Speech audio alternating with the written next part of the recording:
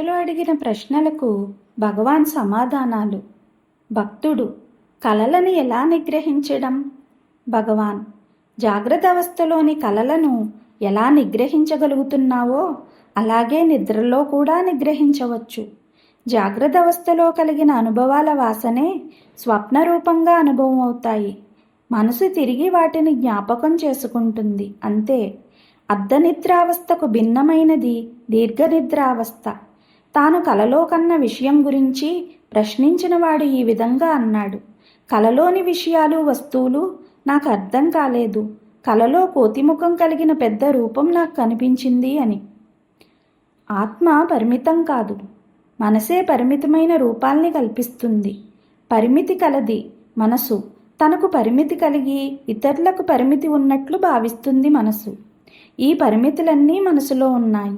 ఈ మనసు పరమాత్మ నుంచి భిన్నంగా లేదు. బంగారు ఆభరణం బంగారంగా ఉండకపోవచ్చు, కానీ అది బంగారం నుంచి భిన్నం కాదు. పరమాత్మ యొక్క అద్భుత శక్తే ఈ మనసు. ఈ మనసు లేచిన తర్వాతనే ఈశ్వరుడు, జగత్తు, వ్యక్తులు దర్శనమవుతున్నాయి. కనుక గాఢ సుషుప్తిలో మనం మూడవస్థల్ని గుర్తించుటలేదు. అదే భగవంతుని మాయాశక్తి, అద్భుత శక్తి. వాటి గురించిన జ్ఞానం మనకు సుషుప్తిలో లేకపోయినా మనం ఉన్నామనే ఎరుక ఉంది. మనసు మేల్కొన్న వెంటనే మనం కూడా నిద్ర నుంచి మేల్కొంటున్నాము. ఎరుక, మరుపు మనసుకు సంబంధించినవి. మనసుకు అతీతంగా ఉన్న సత్యాత్మను మనం కనుక్కుంటే అప్పుడు మనకు ఈ పరిమితులేమీ ఉండవు. గాఢ సుషుప్తిలో ఈ పరిమితులు ఏమైనా ఉన్నాయా? భక్తుడు: ఇప్పుడు ఇక్కడ నేను ఎరిగిందేమీ అక్కడ లేవు. భగవాన్: నేను ఏమీ ఎరుగను అని అనేది కూడా మనస్సే. గాఢ సుషుప్తిలో నువ్వు అసత్యాత్మవై ఉన్నావు. నీకు ఆ సత్యాత్మకు మధ్యలో కనిపించిన వ్యవధి కూడా మాయమైపోయింది. సత్యాత్మ ఎప్పుడూ ఉన్నదే.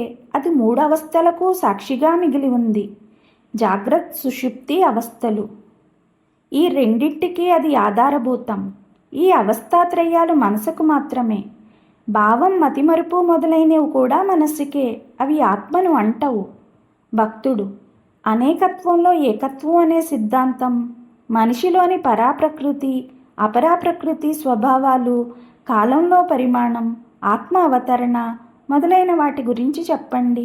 భగవాన్: ఈ సిద్ధాంతంలో ఉన్న వ్యత్యాసమంతా అహం ఉన్నంతవరకే. వ్యత్యాసం ఉన్నదంటే అహం ఉన్నట్లే.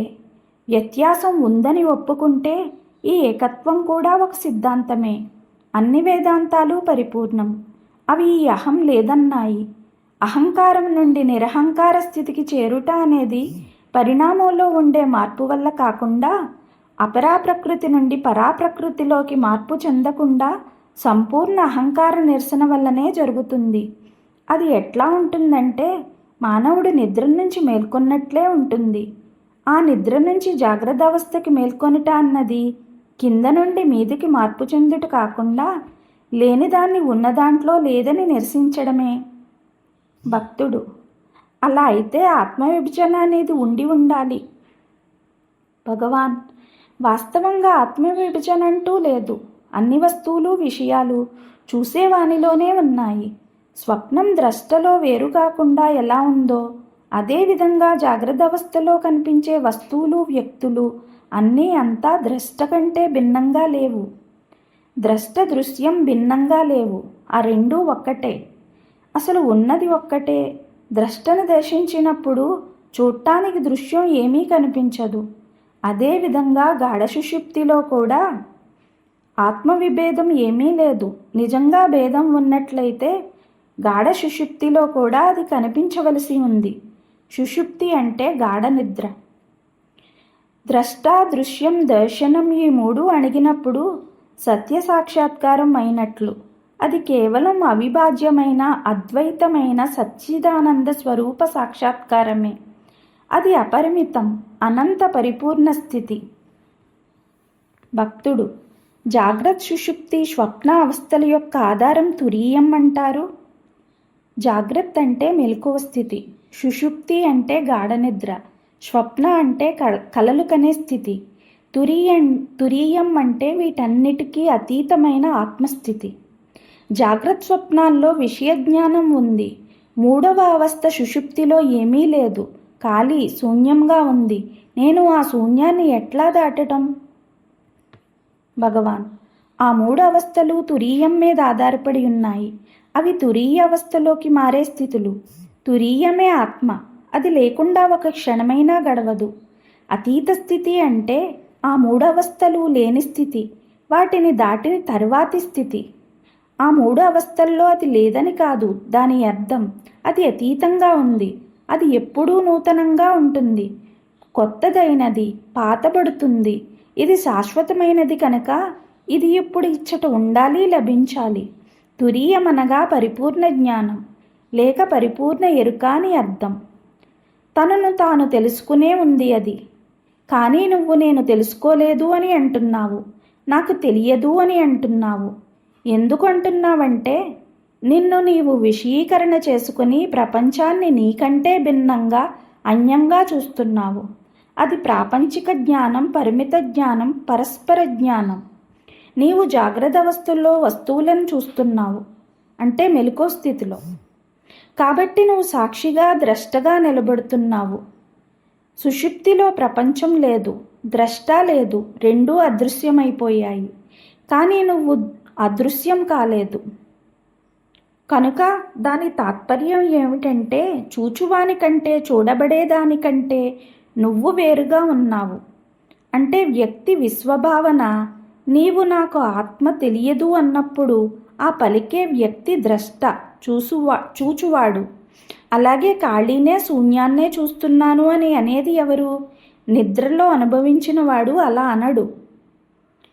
జాగ్రత్త అవస్థలో ఉన్నవాడే అలా అంటాడు. ఎందుకు? ఆ వ్యక్తి భావనే అనుభవించువాడు జాగ్రత్త అవస్థలోనే మాట్లాడుతున్నాడు. ఎందుకు అతడు ఇప్పుడు ప్రపంచాన్ని చూస్తున్నాడు? ఈ ప్రపంచాన్ని సుషుప్తిలో చూడటం లేదు కాబట్టి. అయినా అతడు ఉన్నాడు. ఆ ఉన్నదే ఆత్మ. భక్తుడు: నేను సుషుప్తిలో ఖాళీనే శూన్యాన్నే చూశాను అన్నాను. అంటే అది నా జ్ఞాపకం నుండి అన్నాను. భగవాన్: నువ్వు ప్రపంచం అసత్యమని అన్నప్పుడు, దాన్ని విడిచిపెట్టి సత్యంలో నిలకడ కలిగి ఉండడానికి ప్రయత్నిస్తున్నప్పుడు, అప్పుడు నీ జ్ఞాపక శక్తి ఏ పాటిది? అది ఎంత మాత్రం? అది కేవలం నువ్వు జాగ్రత్త అవస్థలో ఎరిగిన ప్రపంచ వాసనాస్థితి మాత్రమే. నీవు సదా ఆత్మవై ఉన్నావు. ఇప్పుడు ఇక్కడ ప్రపంచం ఉంది, చూచువాడు ఉన్నాడు. సుషుప్తిలో చూచువాడు ప్రపంచం రెండూ లేవు.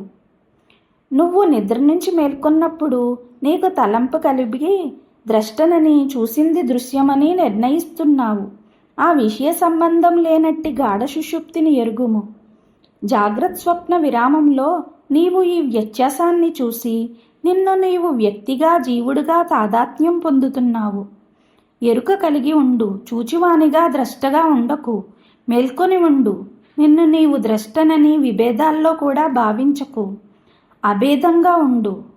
అప్పుడు నీవు అతీత స్థితిలో ఉంటావు. భక్తుడు: కానీ ఈ ప్రపంచం ఉంది, దాని విలాసం నాకు కనిపిస్తోంది కదా. భగవాన్: సత్తే నీకు చిత్తుగా కనిపిస్తోంది, తోస్తోంది. ఒక మహారాజు నాటకం చూస్తున్న దృశ్యాన్ని భావించి చూడు. ఆ చిత్రంలో వ్యక్తి, వస్తువు రెండూ ఉన్నాయి. ఒకటి ఉంటే రెండూ ఉన్నాయి. వ్యక్తి ఉంటే విశ్వం ఉంటుంది. చిత్రాలు తెర మీద కదలాడుతూ ఉంటాయి. తెర బొమ్మల నుండి ఏర్పడింది కాదు కదా. సత్యాత్మ తెర మాదిరిగా ఉంది.